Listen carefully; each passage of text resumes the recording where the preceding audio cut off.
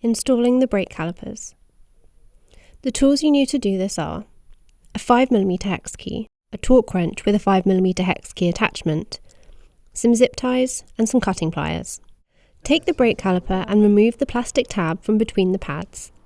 This is just protective packaging. Do not squeeze the brake lever until the caliper is installed, otherwise the pistons will fall out.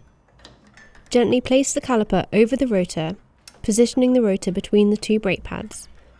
There should be no force necessary. Attach the adapter to the fork mount with two of the bolts using a 5mm hex key, then a torque wrench and 5mm hex key attachment, and tighten to 6 to 8 Nm.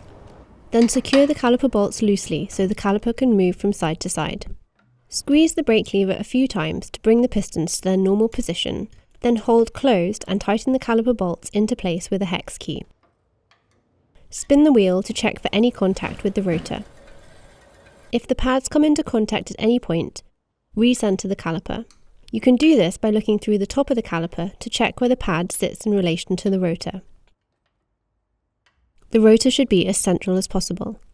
Loosen the bolts and adjust the caliper to be more central. Then test the wheel again. When it is correct, you can tighten the bolts to 6 to 8 Nm. You can now zip tie the light cable to the top of the fork and then zip tie the brake cable to the bracket of the fork just underneath the light cable. Make sure not to damage the light cable and cut away any excess zip ties. Installing the rear brake caliper. Take the rear brake caliper and again remove the plastic tab from between the pads. Remember not to squeeze the brake lever until the caliper is installed. Gently place the caliper over the rotor and attach the adapter to the frame mount with two of the bolts using a 5mm hex key, then a torque wrench and 5mm hex key attachment, and tighten to 6 to 8 Nm. Squeeze the brake lever a few times, then hold closed and tighten the caliper bolts into place. Check for rubbing and adjust in the same way as the front brake if necessary. When it's correct, tighten to 6 to 8 Nm with a torque wrench and 5mm hex key attachment.